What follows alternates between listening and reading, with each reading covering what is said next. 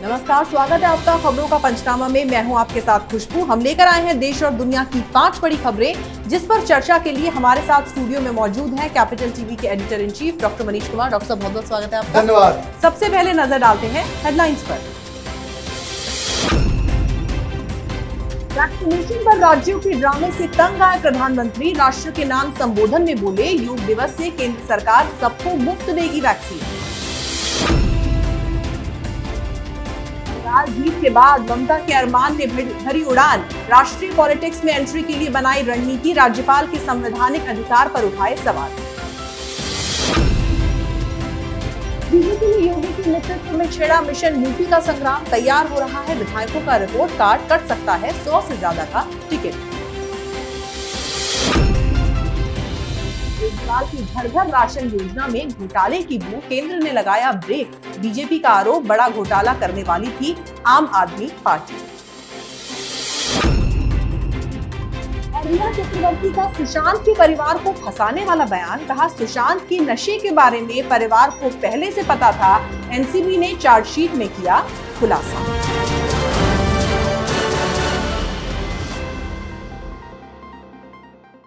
सबसे पहले खबर प्रधानमंत्री के बड़े ऐलान की। कोरोना से लड़ाई को लेकर राज्यों की वैक्सीन पॉलिटिक्स से नाराज पीएम मोदी ने एक बड़ा ऐलान कर दिया है। मोदी सरकार ने कहा है कि योग दिवस यानी कि 21 जून से देश में 18 साल से ज्यादा उम्र वाले सभी लोगों को भारत सरकार मुफ्त वैक्सीन मुहैया कराएगी। राज्यों से वैक्सीनेशन का काम वापस लिया जाएगा और अब केंद्र सरकार ही ये काम करेगी। डॉक्टर साहब, यहाँ तो पीएम मोदी ने एक बहुत ही बड़ा ऐलान कर दिया है। देखिए, ये जो कह सकते हैं कि प्रधानमंत्री Modi is back now. He has taken the command of vaccination process. और दूसरा, इसमें जो सबसे अहम जानकारी ये आ रही है कि ये जो पूरे देश में वैक्सीनेशन का जो पूरा खाका तैयार होगा, किसके निगरानी में होगा, तो उसके लिए एक अलग 10 लोगों की एक स्पेशलाइज्ड टीम बनाई जाएगी और सीधा ये MHA होम मिनिस्ट्री के तहत इसका पूरा व्यवस्था किया जाएगा। मतलब इसमें CRPF, पैरामिलिट्री फोर्सेस, इन सारे लोगों का भी मदद लिया जाएगा और ये पूरा प्लान जो है 21 तारीख योग दिवस के बाद से होगा। ये तो बड़ी घोषणा और सही घोषणा, वो इसलिए कि हमने देखा कि किस तरीके से वैक्सीन के नाम पे ये केजरीवाल, प्रियंका, राहुल गांधी, ये इस तरह के लोग तमाशा बना रहे थे। इनको राजनीति सूझ रही थी। ये लोगों के दर्द, उनकी तकलीफ़ों के जरिए अपनी राजनीति को चमकाना चाह रहे थे और उस सारे गंदी राजनीति के ऊपर प्रधानमंत्री मोदी ने एक विराम लगा दिया है। वो कहते हैं, एक कहावत है, 100 चोट सुनार की और 1 चोट लोहार की। वही लोहार वाला चोट आज प्रधानमंत्री मोदी ने विपक्षियों को दे दिया। जी, अगली खबर ममता की नई नौटंकी पर। बंगाल में ममता बनर्जी ने जीत क्या हासिल कर ली, अब वो नेशनल लेवल के सपने देखने लगी हैं। पहले तो ममता ने अपने भतीजे अभिषेक बनर्जी को टीएमसी का महासचिव बना दिया और फिर खुद राष्ट्रीय स्तर की तैयारी करने में वो जुट गई।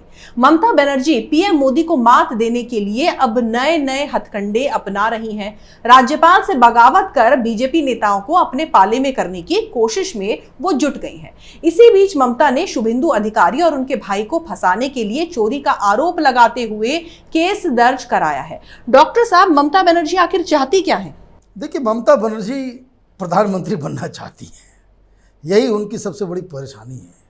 पिछले बार भी 2014 में भी उन्होंने ट्राई किया था, जब अन्ना हजारे के कंधे पे बैठ करके जिस तरह से केजरीवाल दिल्ली का चीफ मिनिस्टर बन गया, तो कंधा अन्ना हजारे के जरिए वो बनना चाह रही थी देश की प्रधानमंत्री।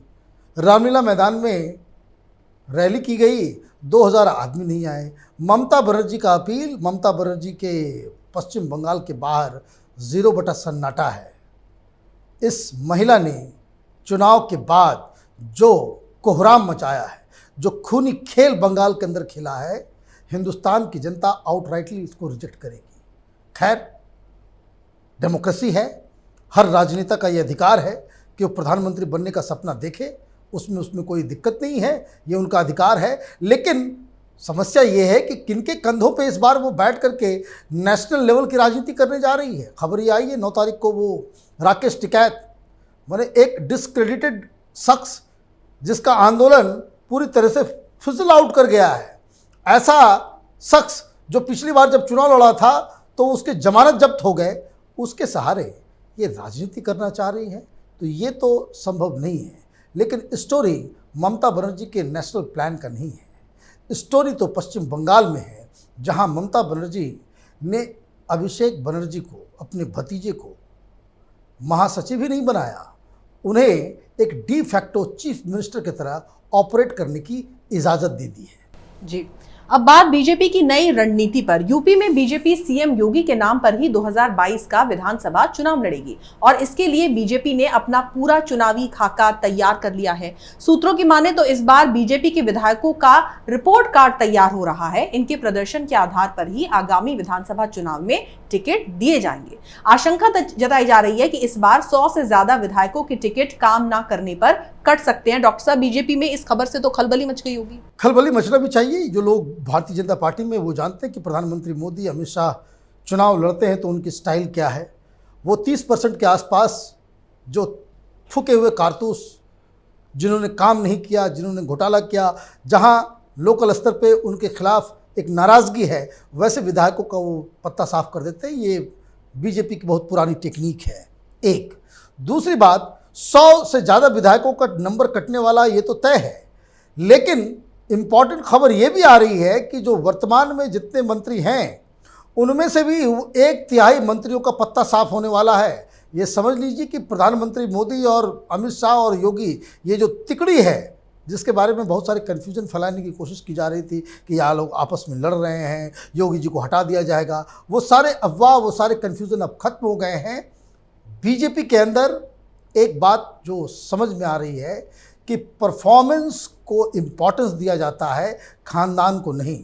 वहाँ अगर आपने काम नहीं किया, आपने संगठन के लिए या अपने कंस्टिट्यूंसी के लिए आप वहाँ पे एक बोझ बन गए हैं, तो उस बोझ को पार्टी ज़्यादा दिनों तक अपने कंधे पे नहीं ढोती है, उनको किसी और काम में लगा दिया जाता है।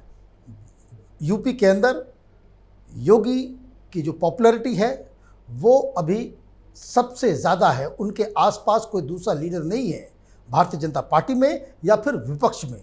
और तीसरा जो सबसे अहम घोषणा जो आज हुई है कि 18 साल से उम्र से ज़्यादा के लोगों को मोदी सरकार मुफ्त में वैक्सीन देगी, ये एक मास्टर स्ट्रोक है जिसका फ़ायदा आने वाले चुनाव में ज़रूर होगा। जी, अब बात केजरीवाल के राशन घोटाले की। केजरीवाल के घर पर राशन पहुंचाने के प्लान पर केंद्र सरकार ने रोक लगाई तो केजरीवाल बौखला उठे।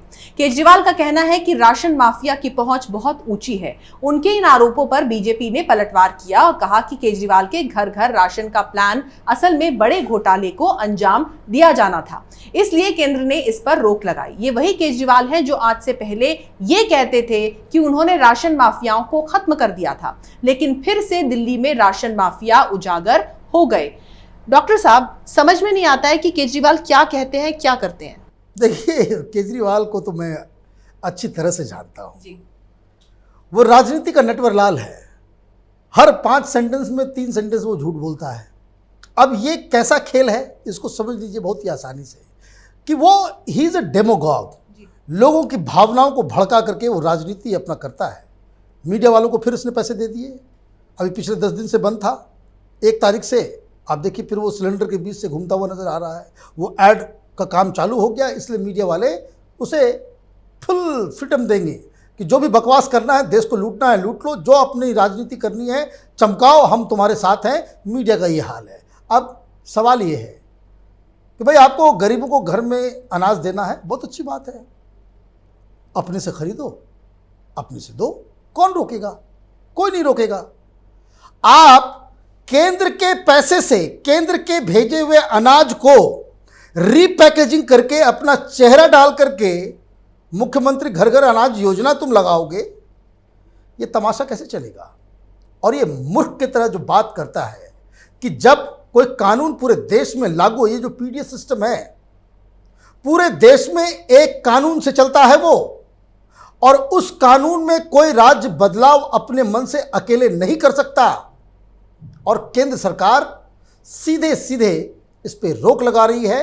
वो अच्छा कर रही है, वो इसलिए अच्छा कर रही है क्योंकि केजरीवाल ये घर में अनाज पहुंचाने के जरिए वो अपने कार्यकर्ताओं, अपने चमचे, अपने चट्टे बट्टों को नौकरी देने की फिराक में थे और सारा का सारा घोटाला हो गया होता।